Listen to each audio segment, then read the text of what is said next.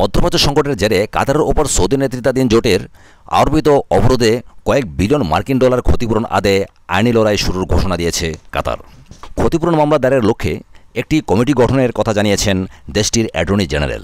রোববার রাজধানী দোহায় কাতারের অ্যাটর্নি জেনারেল আলী বিন ফিতাইস আল মারি সাংবাদিকদের বলেন, কাতার এয়ারওয়েজ সহ অন্যান্য প্রধান প্রাইভেট কোম্পানি, সরকারি প্রতিষ্ঠান ও ব্যক্তিদের দাবিকৃত ক্ষতির বিষয়ে কাজ করবে ক্ষতিপূরণ দাবি কমিটি। তিনি বলেন, ক্ষতিপূরণ চাওয়ার ক্ষেত্রে ওই কমিটি দেশীয় এবং আন্তর্জাতিক প্রক্রিয়া অনুসরণ করবে। একই সঙ্গে দাবি আদায়ে আন্তর্জাতিক আইনি প্রতিষ্ঠানকেও নিয়োগ করবে কাতার।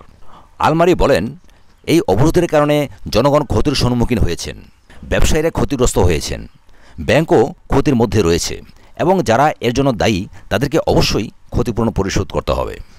কাতারের নবগঠিত এই কমিটির সদস্যদের মধ্যে দেশটির বিচারমন্ত্রী ও পররাষ্ট্রমন্ত্রী রয়েছেন। উল্লেখ্য, সন্ত্রাসবাদে সমর্থন ও অর্থায়নের অভিযোগ এনে গত 5ই জুন সৌদি আরব ও এর মিত্র দেশগুলো উপসাগরীয় প্রতিবেশী কাতারের সঙ্গে কূটনৈতিক সম্পর্ক ছেদের ঘোষণা দেয়।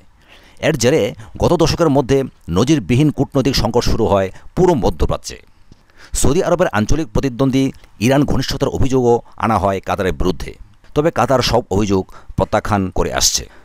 সৌদি নেতৃত্বাধীন জোট তাদের দেশ থেকে কাতারের নাগরিকদের 14 দিনের সময়সীমা বেঁধে দেয়।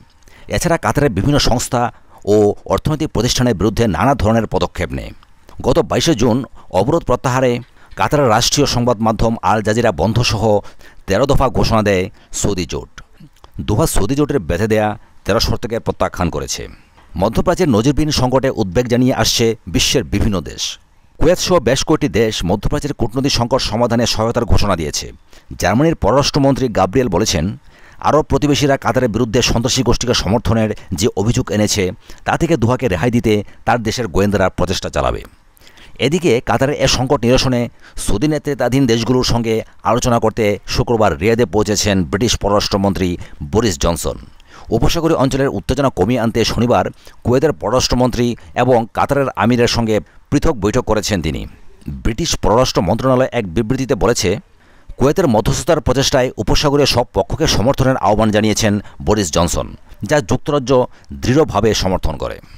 সাথে থাকার জন্য অসংখ্য ধন্যবাদ। আমাদের চ্যানেলটি সাবস্ক্রাইব করে সবসময় সাথে থাকুন এবং ভিডিওটি যদি ভালো লেগে থাকে তাহলে লাইক, কমেন্ট এবং শেয়ার করুন। ধন্যবাদ।